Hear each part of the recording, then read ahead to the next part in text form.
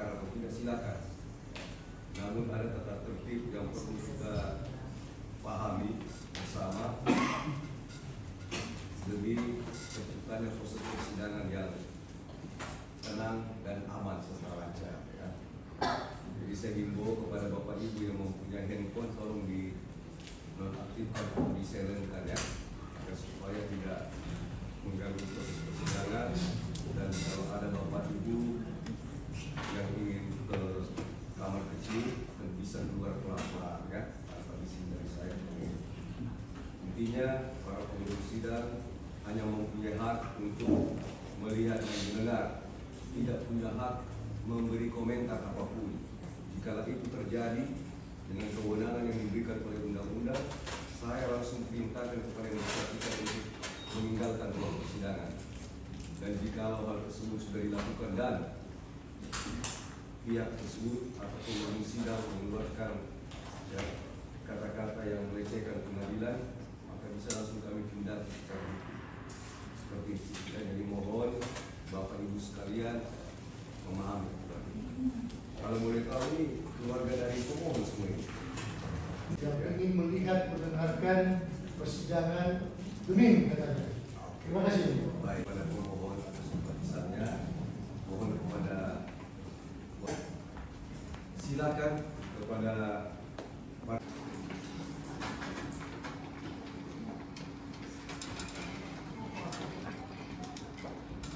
antara pihak pemohon Astiano Gami Kawatu SE sebagai pemohon melawan pihak Direktur Reskrimum Polda Sulut sebagai pihak termohon dinyatakan dibuka dan terbuka untuk umum.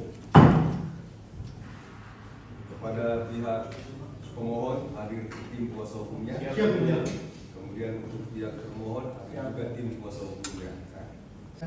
Perintah yang mulia di dalam persidangan dan menghimbau kepada teman-teman pemohon kiranya membawa 5 orang,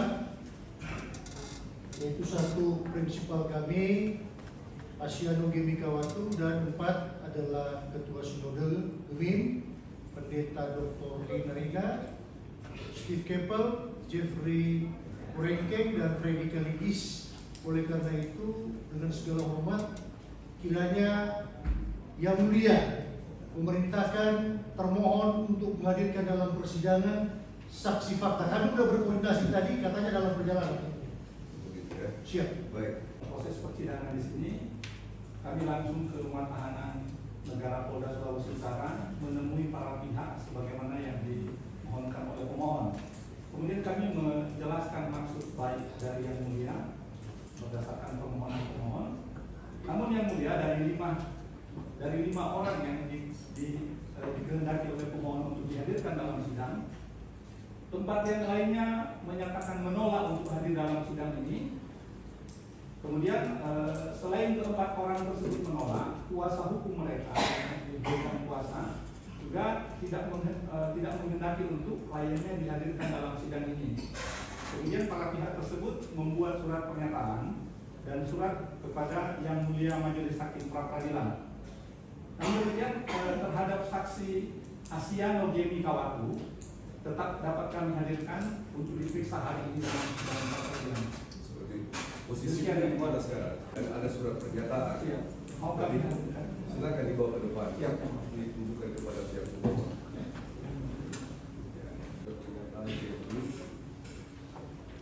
Apakah di dalam tahanan ada komputer untuk mereka melakukan penulisan dalam bentuk yang demikian?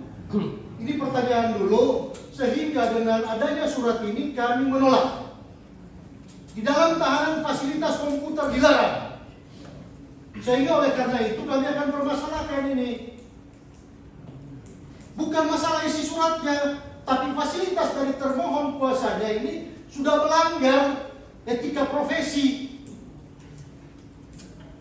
Kalau tulisan tangan dimaklumi, mohon dengan segala hormat izin dicatat dalam berita acara persidangan, kuasa hukum pemohon akan melaporkan kepada Kapolri langsung. Ini dilarang. Kami sudah 30 tahun jadi advokat, ini udah 40 tahun. catatan yang mulia. Terima kasih, kami menolak ini. Terima kasih mulia. Sudah pemberitahuan atau ada juga mengatakan pernyataan dari Pendeta Hen Arina pada intinya surat tersebut menyatakan tidak bersedia hadir dalam persidangan dibuat di Manado tanggal 5 Juli 2025 ditandatangani oleh yang bersangkutan dan juga mengetahui ketua tim penasihat hukum Pendeta Hen Arina THD. Selanjutnya surat pernyataan dari Jeffrey Robi Kulengkeng SHMSI pada pokoknya juga seperti itu.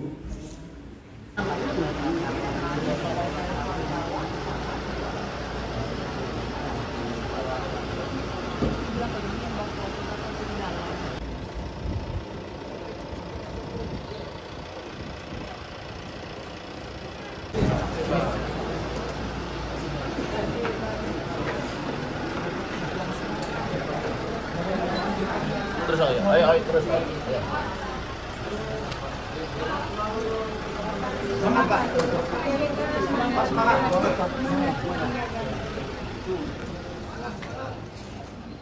Bantar Jo, terus dia bisa bantar ke kanan. Semangat.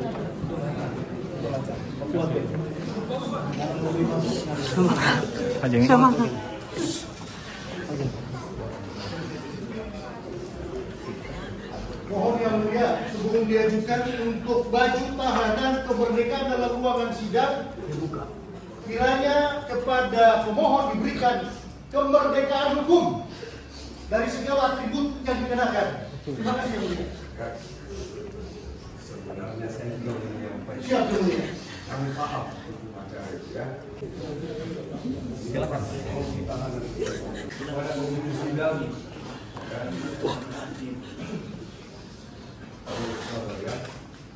jadi dan yang juga sudah saya sampaikan tadi itu bukan dari kami menyampaikan, tetapi itu amanat undang-undang. Kalau siapapun yang dihadirkan di persidangan, apakah dia sebagai pihak ataupun saksi ataupun sebagai terdakwa, maka kebebasan diberikan tanpa ada belum termasuk dari makanan saya. Silakan lewati situ sudah dulu saudara.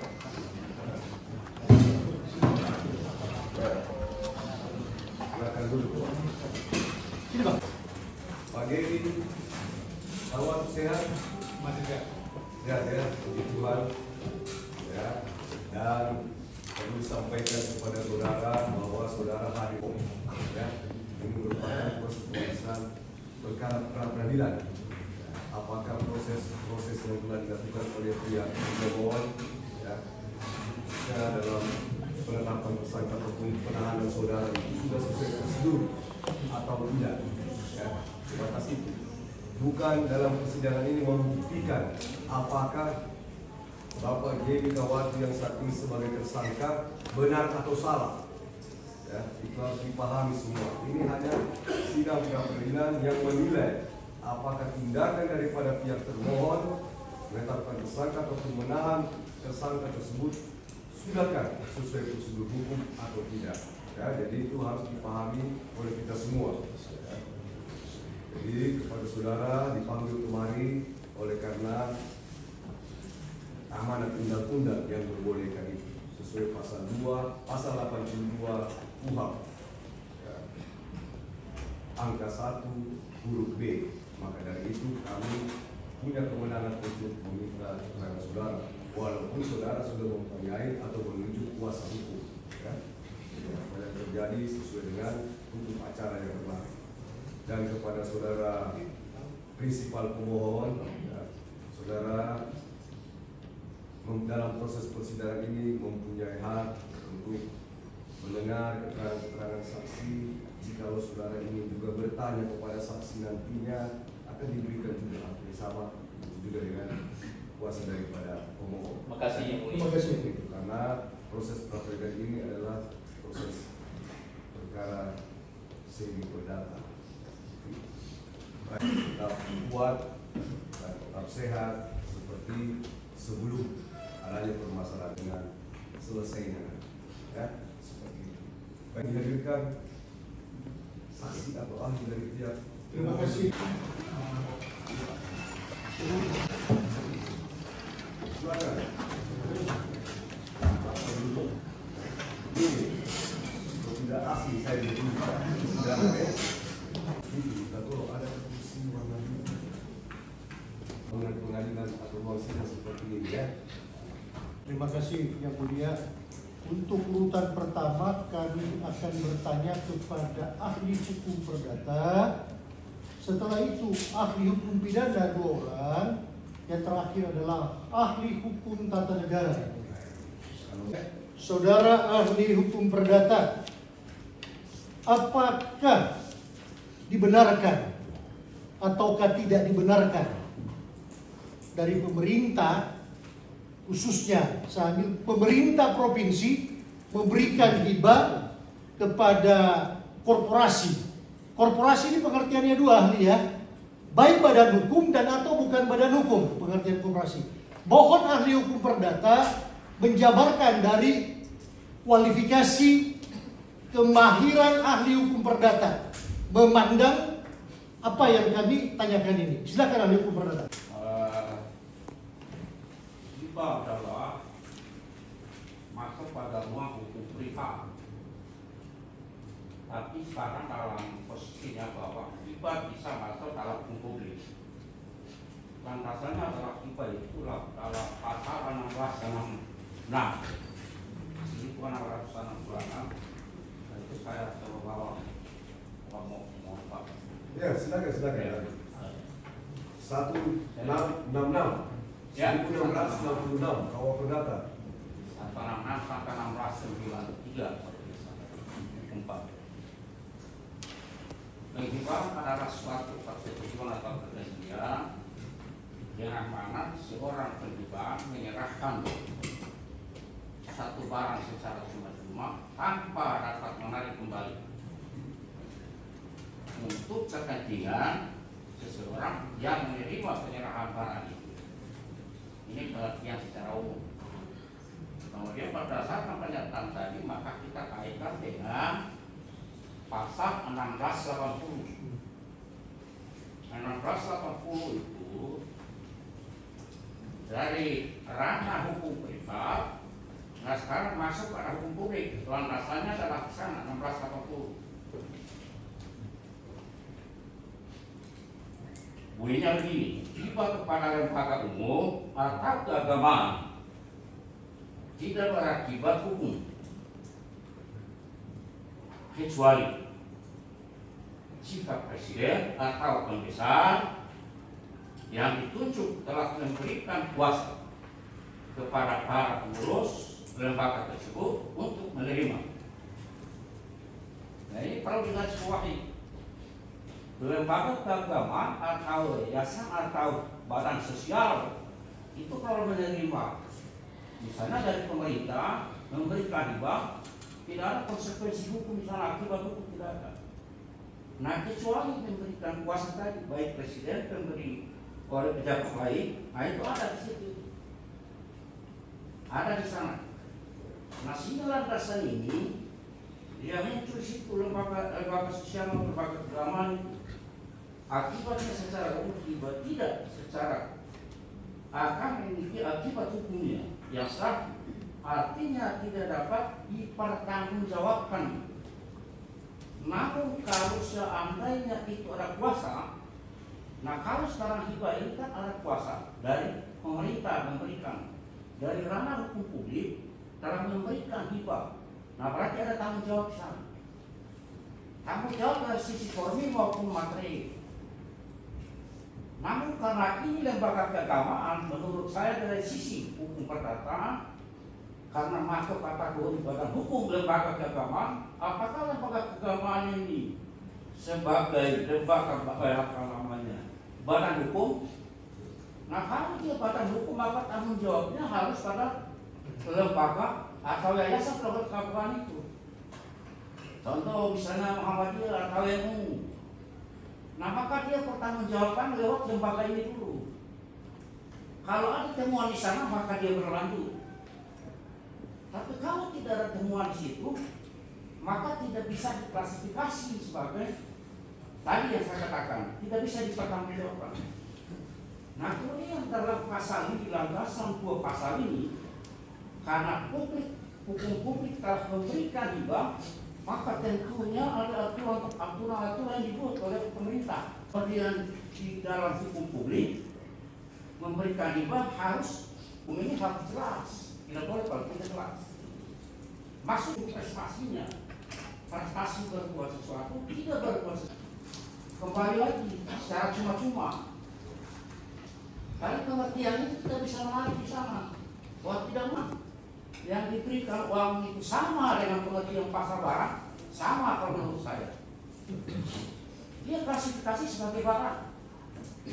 Nah maka dia tercerminkan turun dari grafik itu, maka muncullah peraturan gubernur yang terakhir ini. Kalau salah ingat, saya baca dalam berkas ini, tidak ada berkas lain yang diberikan ke saya, yaitu peraturan gubernur 25 tahun 2001. Nah, di sana mengatur tentang syarat itu, karena di sana sudah perjanjian itu. Nah berarti hak dan kewajiban, maka muncullah prestasi di sana juga tadi. Dia tidak berbuat sesuatu, memberikan sesuatu, dan tidak berbuat sesuatu. Nah hibah masuk klasifikasi itu. Nanti kita lihat di sana ada pasal 1340, satu pasal tujuan, satu perjanjian itu mempunyai kedudukan, harapnya punya kedudukan yang sama, hak dan kewajiban yang sama. Ini dalam 13, implementasinya dalam buku 3. Jadi buku 4 mengatur kebutuhan darurat, buku 3 mengatur pendekatan, karena perjanjian waktu kita bicara tentang buku 3. Baik, saudara, demikian penjelasan saudara ahli hukum perdata. Kalau hibah, katakanlah diberikan oleh pemerintah provinsi, saya lebih stresi, pemerintah provinsi Sulawesi Utara, katakanlah seperti itu, kepada korporasi, katakanlah dalam hal ini saya ambil Gereja Masehi Injili Minahasa, yang diwakili untuk transfer pemberian hibah itu atas nama korporasi yayasan. Apakah pertanggungjawaban melekat kepada pribadi ataukah kepada korporasi itu sendiri? Mohon penjabaran ahli hukum perdata dari kajian strategis ilmu hukum perdata. Silakan. Dari itu ada perjanjian. Jadi pihak pertama sebagai gubernur, pihak kedua adalah sebagai ketua BIM atau pendeta itu. Nah dia tidak bertindak sendiri, bertindak untuk atas nama BIM. Cuma saya tidak tahu apa BIM ini termasuk yayasan atau badan hukum. Tapi menurut saya, aku yakin sama dengan MU, sama dengan Muhammadiyah, dia sama badan hukum. Karena dia didirikan harus berdasarkan aturan ajukan sampai Menteri Hukuman HAM. Nah, maka itu tanggung jawab secara hukum perdata tidak bisa tanggung jawab pribadi. Kenapa? Ada pemisahan antara kekayaan pribadi dan kekayaan pada hukum. Tidak boleh. Ada beberapa tanggung jawab yang di sana jatuh nanti mungkin dari sisi pidana. Saya tidak masuk dalam sisi itu, dari sisi pidana nanti menjelaskan. Ada beberapa tanggung jawab di sana adalah kalau termuncul tidak pidana.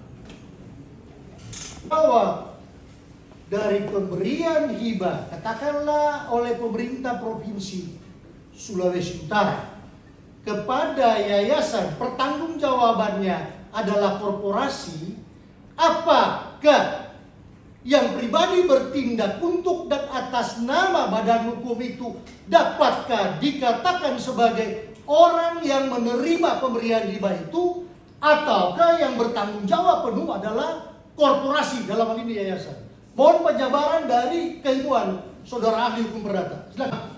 Dikaitkan dengan pertanggungjawaban pribadi terhadap penyerahan keuangan yang nyata-nyata diberikan untuk dan atas nama daripada korporasi itu, apakah ada kausalitas ipso iure yang mengatur ke arah sana untuk dapat dipertanggungjawabkan personal ini ataukah tidak, langsung putus?